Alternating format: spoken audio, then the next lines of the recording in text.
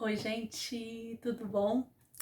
Olha eu aqui em mais um vídeo e hoje eu trouxe uma palavra e um tema um pouco provocativo, mas é bom.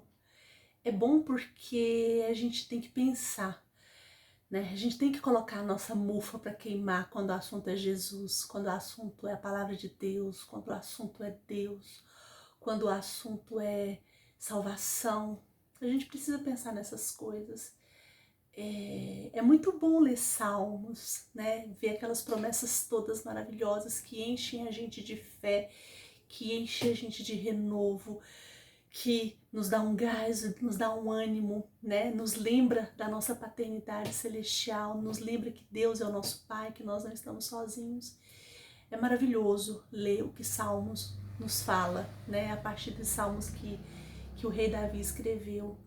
Mas é bom a gente também buscar algumas palavras, né, algumas mensagens de Jesus, algumas mensagens da Bíblia que vão nos ajudar a ter mais intimidade com Deus, a ter uma percepção melhor de qual é o propósito de Deus para as nossas vidas. Por que Jesus veio? Por que ele padeceu naquela cruz? Por que ele desceu da sua glória e veio habitar no meio dessa bagunça, no meio desse mundo tão cruel, tão injusto, tão hipócrita, né? Tão sádico muitas vezes. E hoje eu trouxe um trecho, é um versículo muito pequeno, mas é um versículo muito revelador para nós. Eu queria compartilhar com vocês. Eu espero que a partir do que eu falar aqui, né, inspirada pelo Espírito Santo, que esse versículo possa trazer revelações para vocês também, né? Possa trazer mais do que Deus quer falar para cada um de nós. Esse versículo, ele está lá em Mateus 1, capítulo 21. Olha só o que fala pra gente, Mateus 1, capítulo 21. Enquanto José estava pensando nisso, o que José estava pensando? José ia casar com Maria, e aí Maria contou para ele que ela tinha sido visitada pelo anjo, e que o anjo falou que ela teria um filho, né? Que aquele filho tinha sido concebido pelo Espírito Santo.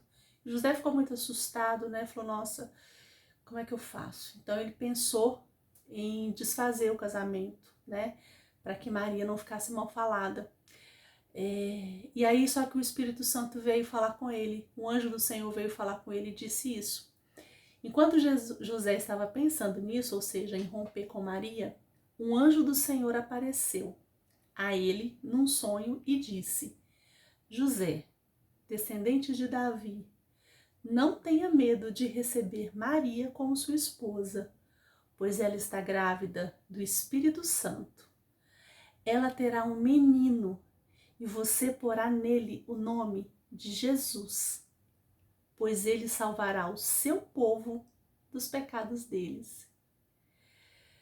Jesus veio para salvar o povo dos seus pecados. E aí é por isso que às vezes a gente rejeita Jesus. Às vezes a gente aceita Deus, aceita o Espírito Santo, mas a gente fica com o pé atrás em relação a Jesus. Por quê? Porque para eu viver uma fé consciente, né, uma fé que conhece a palavra de Deus, eu tenho que ler, compreender e tentar viver isso.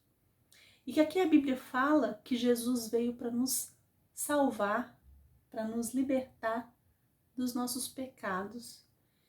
E aí, para eu aceitar Jesus, eu tenho que aceitar que eu sou pecadora.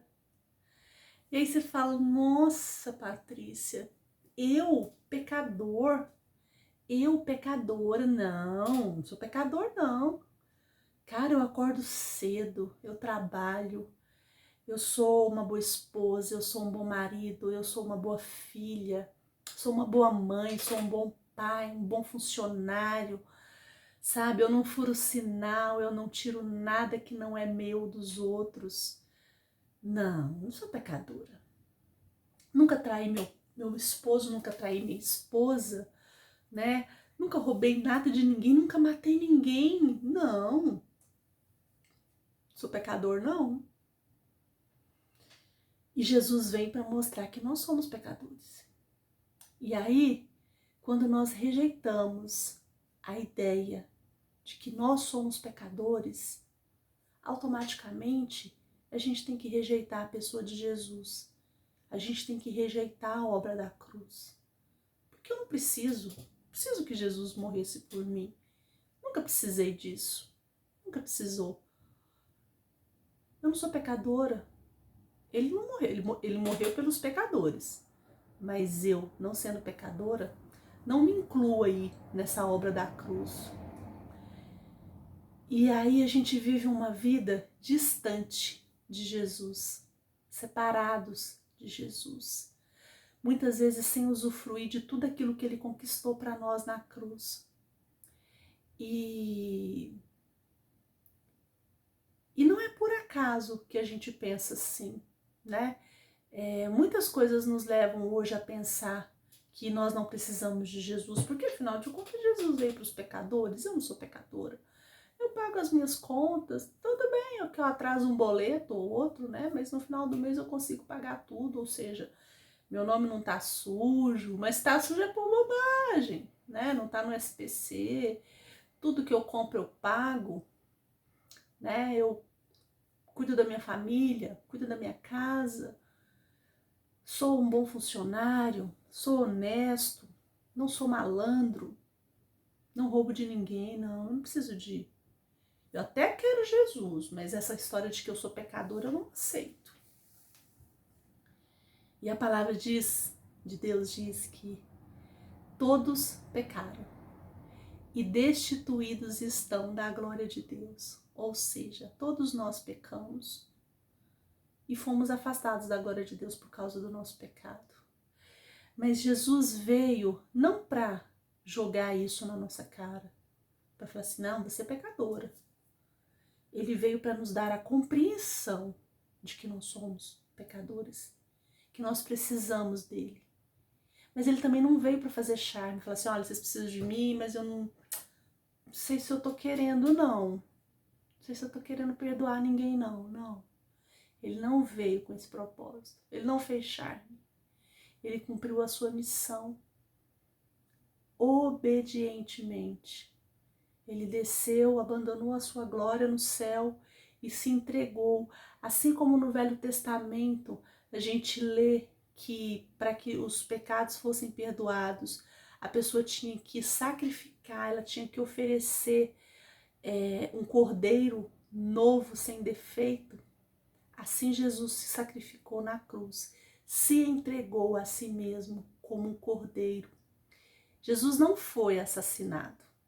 Ninguém tirou a vida de Jesus. Ninguém teria condições, teria poder para tirar a vida de Jesus. Jesus se entregou a si mesmo, porque esse era o plano, esse era o propósito, que ele se entregasse para morrer pelos nossos pecados, para morrer para que nós tivéssemos vida. É um mistério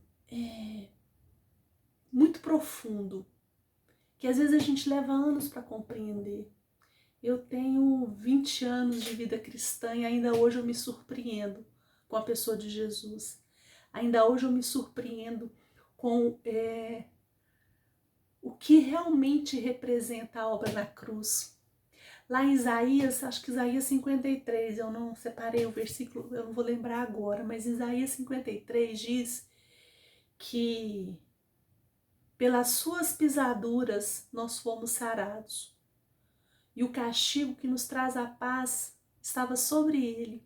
Sabe o que significa pelas suas pisaduras nós fomos sarados? Significa que pelas tuas dores, pelos seus machucados, nós fomos sarados. Isso significa que não faz sentido a gente estar doente, ou a gente ser doente, ou a gente adoecer. Mas por que a gente então fica doente, Patrícia?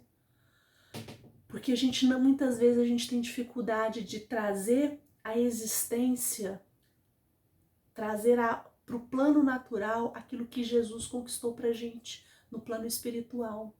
Tudo foi conquistado. Quando Jesus estava perto de morrer, a última frase que ele disse foi: está consumado, está pronto, acabou. Eu paguei tudo que era para ser pago. Não há dívida mais. Ele comprou as nossas dívidas com o seu sangue. né? Ele nos libertou, nos livrou e nos lavou dos nossos pecados.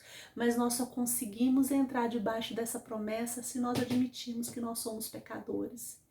Não para que isso venha nos diminuir, nos envergonhar, mas é quando nós aceitamos a nossa condição de pobres pecadores, é que nós mergulhamos na promessa que Ele tem para nós, tudo aquilo que Ele conquistou na cruz para nós.